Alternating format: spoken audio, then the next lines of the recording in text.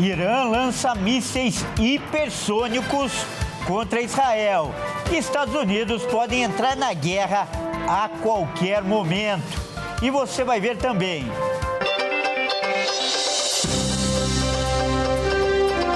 Mulher é expulsa de voo nos Estados Unidos após ofender e cuspir em brasileira. Brasil se declara livre da gripe aviária. Motorista é baleado no Rio de Janeiro e passageiro assume a direção do ônibus. E ainda, tudo sobre a estreia do Real Madrid na Copa do Mundo de Clubes. Tudo isso você confere a partir de agora no Jornal das 18h30.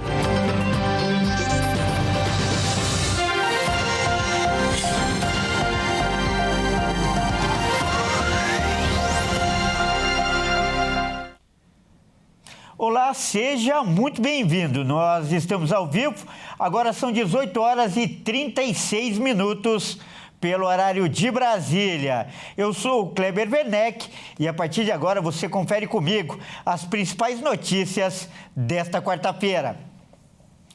E olha só, o Irã intensificou os ataques contra Israel nesta quarta-feira. O país lançou vários mísseis hipersônicos no território israelense. E, por outro lado, cresce a expectativa de que os Estados Unidos possam entrar na guerra a qualquer momento. Após a ordem concedida pelo Ayatollah Ali Khamenei, o Irã lançou vários mísseis hipersônicos em direção a Israel. A Guarda Revolucionária Iraniana ainda afirmou à população israelense que dará duas opções a eles: morte lenta em bunkers ou fuga do território. A nova investida iraniana vem em meio a um grande temor pela entrada dos Estados Unidos na guerra em apoio a Israel. Mais cedo, o presidente americano Donald Trump deu declarações indicando que os Estados Unidos de fato podem entrar em batalha, o que chamou a atenção de todo mundo. Já o secretário de Defesa dos Estados Unidos, Pete Hegseth, falou que o exército americano está totalmente pronto para a guerra, aguardando apenas uma ordem do seu presidente. Com este cenário apresentado, o sexto dia de guerra parece tomar um novo rumo. E caso os Estados Unidos entrem na briga, há um temor mundial de que aliados do Irã também aceitem guerrear. E olha só essa história, uma brasileira, ela foi agredida por uma norte-americana em um voo que saía de Nova York com destino ao Kansas. E o motivo da confusão foi que a agressora não queria sentar ao lado dela. A mulher chegou a agredir e até cuspir na brasileira, que se manteve calma durante a confusão. Uma brasileira foi agredida por uma mulher norte-americana durante um voo que saía de Nova York com destino ao Kansas. Identificada como Leana Perry, de 32 anos, ela vai responder por lesão corporal grave. De acordo com as testemunhas que estavam presentes no voo, a passageira norte-americana surtou, pois o assento que ela estava sentada era perto do assento da brasileira. A briga começa com insultos da brasileira, que tenta arrancar o celular da mão dela. É quando as agressões físicas começam. É possível ouvir a brasileira dizendo ao passageiro ao lado dela que não encostasse na mulher. Don't touch her. No. No, this is where her asshole is. Do not touch her. Look at her. Shut the Be touch me. Step back. Não encosta nela. Let go. Não encosta nela. Tira a mão. Let go. Let go of her hair. You cannot do that. Let go, miss. Let go of her hair. Tira a mão dela. I'm not. Andre, I'm not even touching your hair, bitch. Andre, we need the police right now. You need to let go right now. We need those 911. You need to let go. 911, bro. You need to let go right now. Miss, let go of her hair right now. No. As ofensas continuam e é quando a passageira de boné vermelho vira para um outro passageiro e afirma: "Eu não quero sentar ao lado dessa mulher gorda". A brasileira se mantém calma durante toda a agressão e, em um determinado momento, a passageira cospe no rosto da brasileira. Look at this fat lady. Look at this fat ass bitch. She can't even look. You can't even see her stomach. It's horrible. Look at her outfit. Look at this fat ass. Hilarious. You can't even show your mouth because you're embarrassed. You can't even see it because you're embarrassed. Shut the. Who is Alana? Sorry, I can't hear you. I can't hear you, ugly ass dude. Who's never gonna lay it again. Okay, I'm sorry, black guy. My boyfriend's black, so shut the. My boyfriend's a black guy. My boyfriend's a black. My boyfriend's black. My boyfriend's a black guy. You're joking. Oh my God. We're not doing all that. Lamentável, não é? E olha só, uma comissão do Congresso aprovou hoje uma medida provisória que amplia o crédito consignado do trabalhador. A medida prevê que os motoristas e entregadores de aplicativos também possam ter acesso a esse tipo de empréstimo. O texto estende a modalidade de empréstimos para motoristas e entregadores de aplicativo. Antes, só era possível para trabalhadores formais do setor privado. O próximo passo é a medida provisória ser aprovada pelo plenário da Câmara e do Senado até o dia 9 de julho, antes de perder a validade. A estrutura do programa se manteve a mesma, só que diferente do crédito do trabalhador, os trabalhadores dos aplicativos não precisarão de vínculo na carteira de trabalho. Eles dependerão do vínculo com a empresa que prestam serviço. Os descontos para pagar os empréstimos sairão da conta na qual o valor é recebido.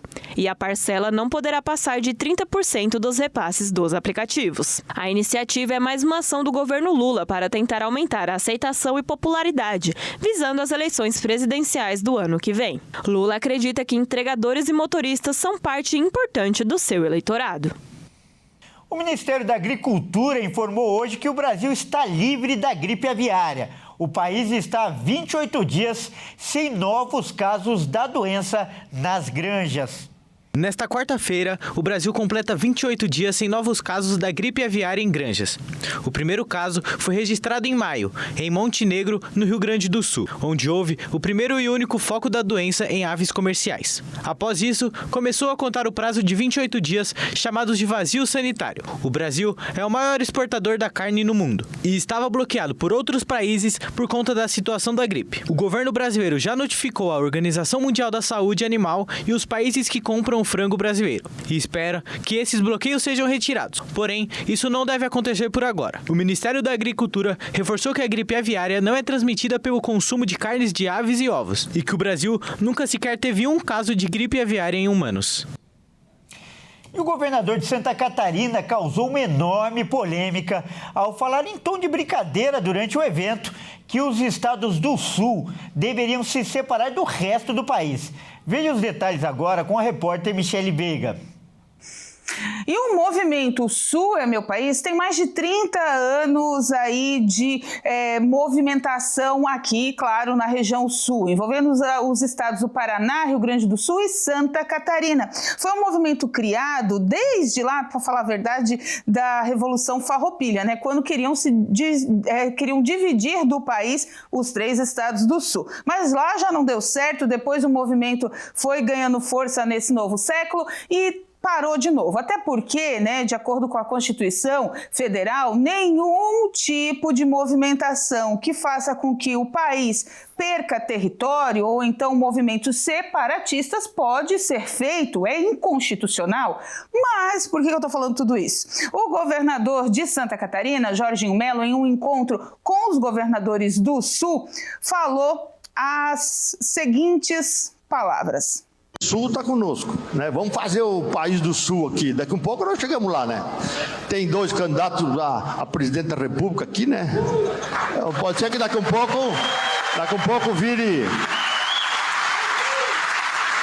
Daqui um pouco, se o negócio não funcionar muito bem lá para cima, nós passamos uma trena por lado de cá, né? E fazemos o Sul é nosso país, né? Portanto, né, essas frases de Jorginho Melo dentro desse encontro com o Ratinho Júnior do Paraná e também Eduardo Leite do Rio Grande do Sul repercutiram bastante aqui, não só no cenário do Sul, mas no cenário nacional, nesse movimento que é chamado separatista, mas que realmente, como eu disse, ele é inconstitucional, não pode ser levado para frente. Os 3 países do Sul têm essa característica porque muitos, né, como nesse encontro, reclamam os governadores que muito mandam para Brasília, como, por exemplo, em impostos, em recursos e pouco recebem. Os 3 estados aqui, até por serem contrários também politicamente ao governo federal, têm reclamado bastante da falta de recursos destinados aos 3 estados. Lembrando que o Rio Grande do Sul há um ano passou por uma grande tragédia que ainda não se recuperou. Santa Catarina foi também atingido várias vezes por tragédias climáticas inclusive, né, de repercussão nacional, com quedas aí de estradas, enfim, e luta pela liberação do Morro dos Cavalos, e o Paraná também com as suas libertações e a condição aí de mandar tributos e pouco receber. Mas, né, vamos deixar claro, não tem movimento separatista, aqui a ordem está estabelecida, mas o governador Jorginho Melo falou demais nesse encontro, Werneck. Obrigado, Michele. E veja a seguir, motorista é baleado no Rio de Janeiro e passageiro assume a direção do ônibus. E ainda, Real Madrid só empata na estreia da Copa do Mundo de Clubes. Nós voltamos já.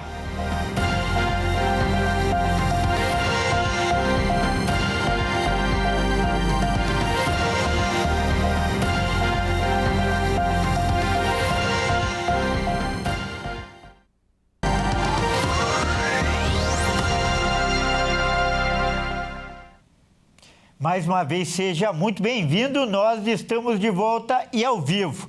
São 18 horas e 49 minutos pelo horário de Brasília. E foi divulgado um vídeo que mostra um passageiro assumindo a direção de um ônibus no Rio de Janeiro após o motorista ser baleado durante uma troca de tiros entre a polícia e criminosos. O Anderson Nascimento vai contar essa história e mostrar as imagens.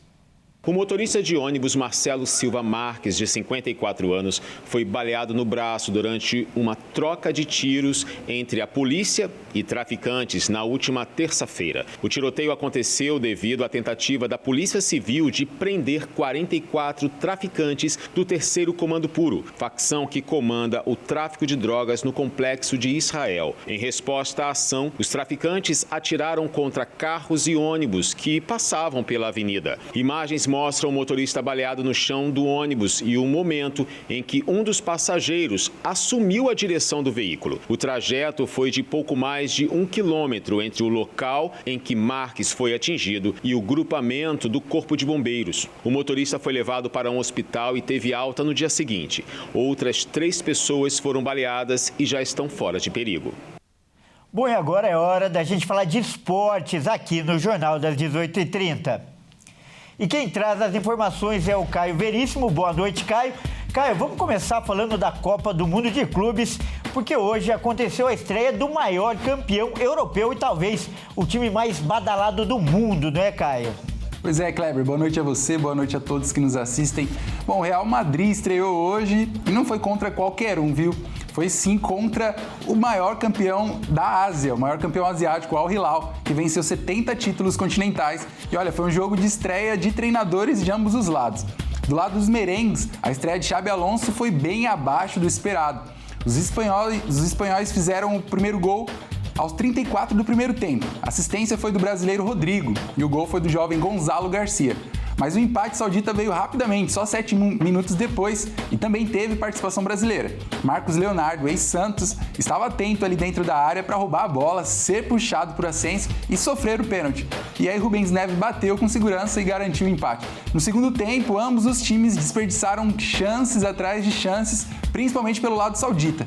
No fim do jogo, o Real Madrid chegou até a ter um pênalti ao seu favor, mas o uruguaio Valverde desperdiçou a cobrança, parando nas mãos do goleiro marroquino Bono. E aí, sob um calor de sensação de 32 graus, os times abriram o grupo H do torneio com empate. A temperatura pode até ter atrapalhado, mas o fato é que o time espanhol, na estreia do técnico Xabi Alonso, não jogou bem e viu o Al Hilal do também estreante Simone Inzaghi criar boas chances, viu, Kleber? Excelente comentário, Caio. E nessa Copa do Mundo de Clubes, além da variedade de nações que estão representadas, outro dado interessante é a mistura de juventude e experiência, né? Tem gente de toda a idade disputando o campeonato, não é, Caio? É isso mesmo, Kleber. Bom, pensando nessa mistura aí muito legal, a gente listou quem são os atletas mais novos e os mais velhos atuando na competição. Vamos conferir. Com uma competição totalmente nova como a Copa do Mundo de Clubes, os jogadores vêm para quebrar recordes, um deles sendo de idade. Além da busca pelo título de campeão do mundo, os mais novos nomes do esporte querem se firmar no cenário e superar a barreira da inexperiência. E os mais experientes querem escrever o seu nome na história do esporte neste torneio tão importante. Confira agora os 5 jogadores mais novos que disputam o torneio. O primeiro da lista e mais novo é Lenar Kal, do Bayern de Munique. Com 17 anos e 3 meses, o alemão joga como meio-campista e ala. O segundo é Ibrahim Baé, do PSG. Com 17 anos e 4 meses, o francês joga como atacante. Em terceiro lugar, Franco Mastantuono, do River Plate. Com 17 anos e 10 meses, o argentino atua como meio atacante. Ele joga pelo River até o fim da Copa do Mundo de Clubes. Após isso, vai se juntar ao Real Madrid. Em quarto está Rodrigo Mora, do Porto. Com 18 anos e 1 mês, o português atua como ponta. E fechando o top 5, um conhecido do futebol brasileiro, Estevão, do Palmeiras. Com 18 anos e 1 mês, é uma das joias do Verdão. E assim como o Franco, joga pelo Palmeiras até o fim da Copa do Mundo de Clubes. E depois vai se juntar ao Chelsea da Inglaterra. Agora vamos conferir a lista dos 5 jogadores mais velhos da competição. O primeiro nome da lista é brasileiro, o goleiro Fábio, do Fluminense, que tem 44 anos e 8 meses. O segundo também é brasileiro e também do Fluminense, um dos zagueiros mais vencedores do mundo, Thiago Silva.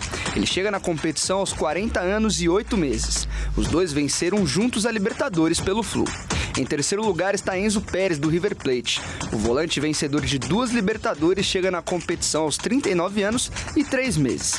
Em quarto lugar, um dos maiores goleiros do futebol mundial, Manuel Neuer, vencedor de Copa do Mundo, chega na competição aos 39 anos e 2 meses, defendendo o Bayern de Munique.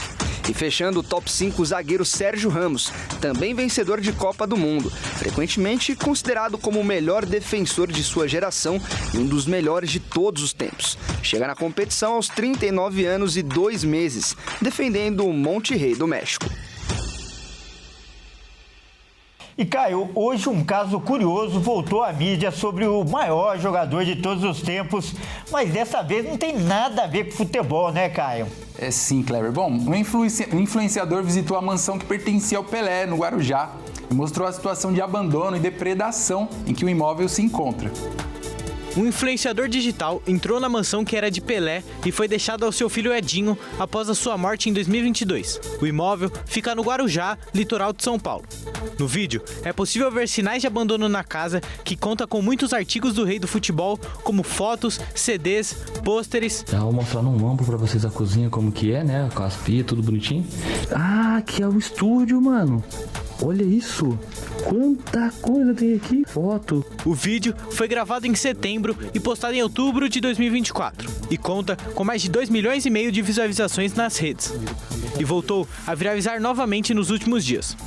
Os advogados de Edinho disseram que os responsáveis pelo vídeo que invadiram a propriedade serão responsabilizados civil e criminalmente. É isso aí, Kleber. Fico por aqui. Um abraço a você e a todos que nos assistem. Até mais. Muito obrigado pelas informações, Caio, e até mais. Bom, é isso aí. O Jornal das 18h30 fica por aqui. Eu agradeço demais a sua companhia. Uma ótima noite e até amanhã.